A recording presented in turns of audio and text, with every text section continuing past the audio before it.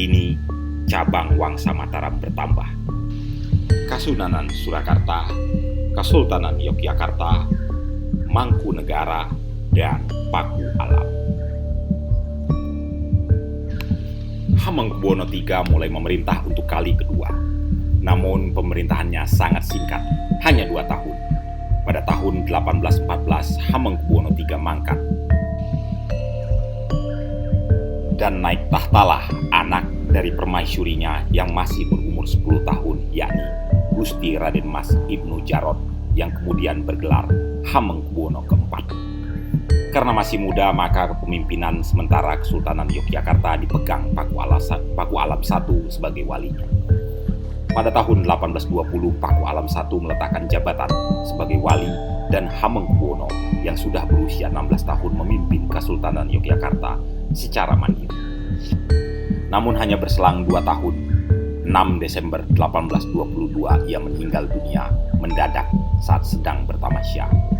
Di tahun 1823 itu, putra mahkota baru berusia 3 tahun, Gusti Raden Mas Gatot Menol, dinobatkan jadi Hamengkubuwono V. 2 tahun kemudian pecahlah yang dinamakan Perang Diponegoro pada tahun 1825. Pangeran Diponegoro adalah anak dari Hamengkubuwono III dari istri selir. Alkisah, Hamengkubuwono III pernah menawarkan Diponegoro sebagai putra mahkota, namun Diponegoro tak bersedia karena ibunya hanya selir, bukan permaisuri. Diponegoro memberontak melawan Belanda. Dukungan untuknya pun luas. Untuk membantu Belanda meredakan perlawanan Diponegoro, maka didatangkan dan dinobatkan lagi Sultan Hamengkubuwono II ke tampuk kekuasaan pada tahun 1826.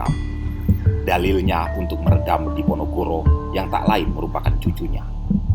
Periode ketiga Hamengkubuwono II bertahta hanya 2 tahun.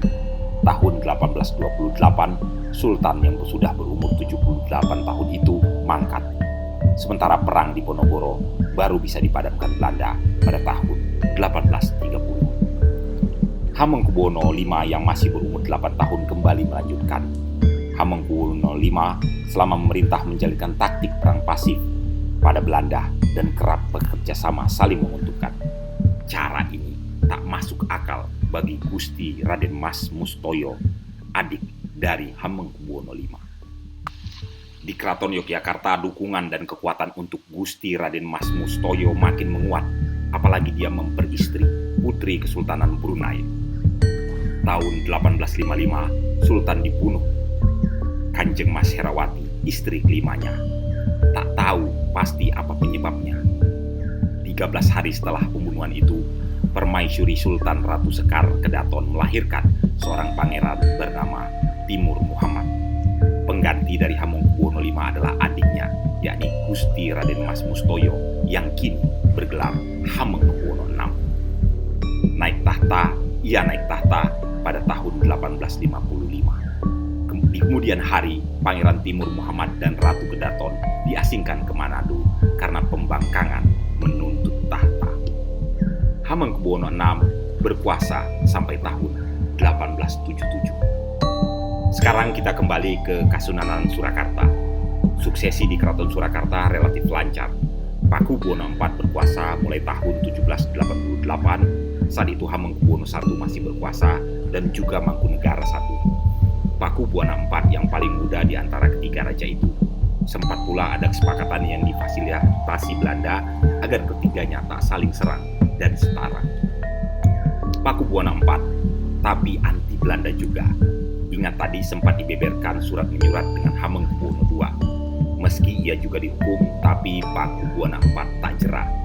Tahun 1820, Susuhunan meninggal dan digantikan anaknya, yakni Pakubuwono V.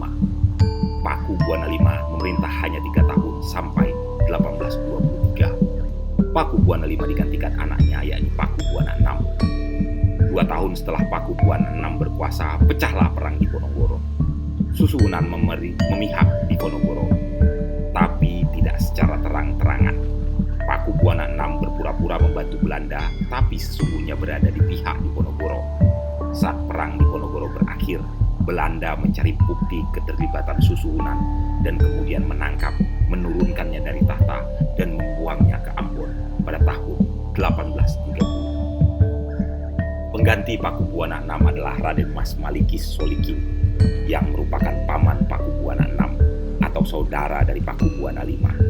Dinobatkan tahun 1830, Pakubuwana VII berkuasa sampai 1858. Kepemimpinannya relatif tanpa pergolakan. Saat meninggal tahun 1858, Pakubuwana VII tak punya putra mahkota. Lalu dinobatkanlah Raden Mas Kuseini, kakak Pakubuwana VII, sebagai Pakubuwana VIII di usia 69 tahun. Pakubuwana VIII berkuasa hingga wafat pada tahun 1861. Saat meninggal, dia tidak memiliki putra mahkota juga. Pakubuwana VIII juga dikatakan sebagai susuhunan pertama yang tak berpoligami.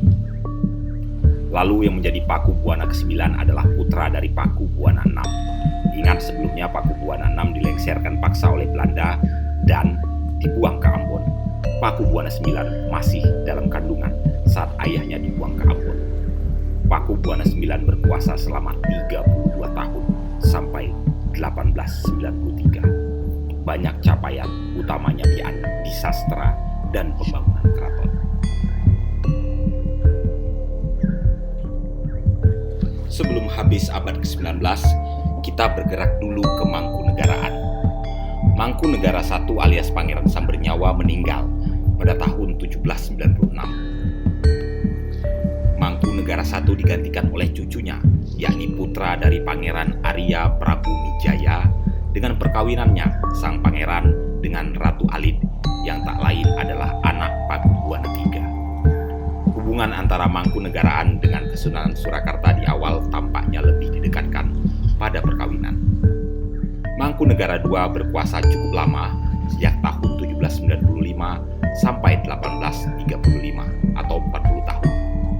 Kemudian Mangkunegara II digantikan cucunya dari anak perempuannya yang bernama Brai Sayati, yang kebetulan menikah dengan keturunan Pangeran Surakarta bernama Pangeran Aryanataksuma, anak dari KPA Kusuma Diningrat yang merupakan anak dari Pakubuwana III.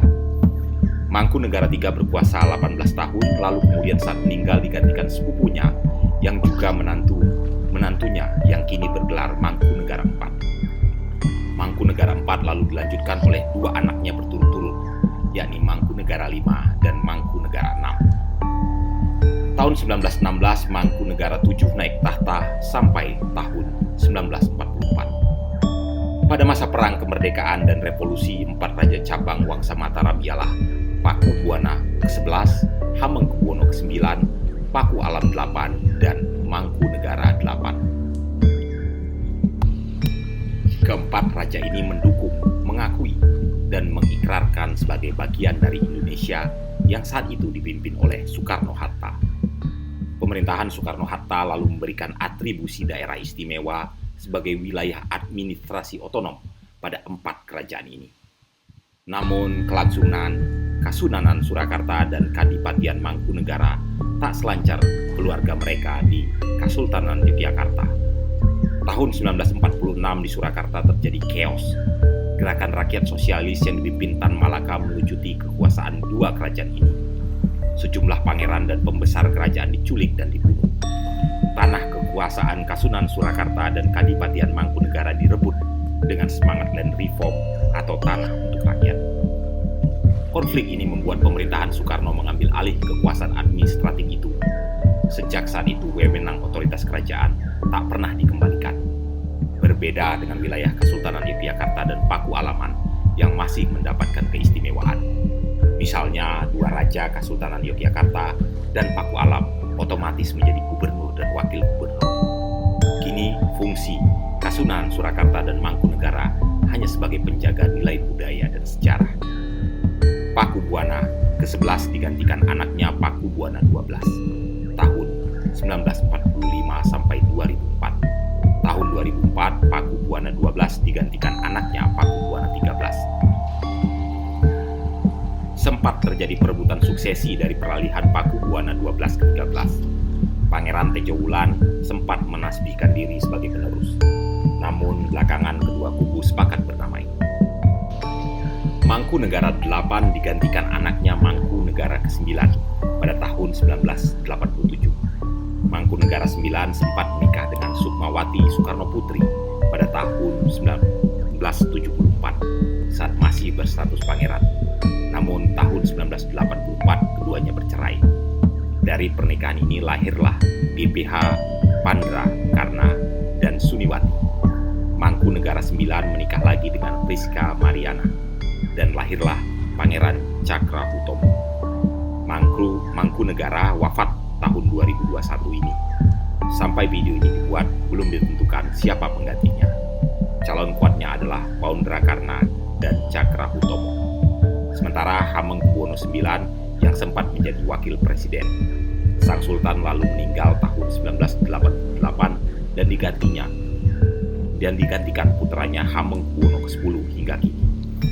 Sementara Paku Alam VIII memerintah sampai tahun 1998, lalu digantikan Paku Alam IX dan kini Paku Alam X sejak tahun 2015.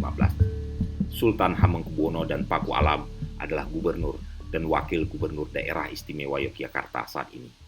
Itulah tadi silsilah Wangsa Mataram dari awal pembentukan hingga kini. Terima kasih.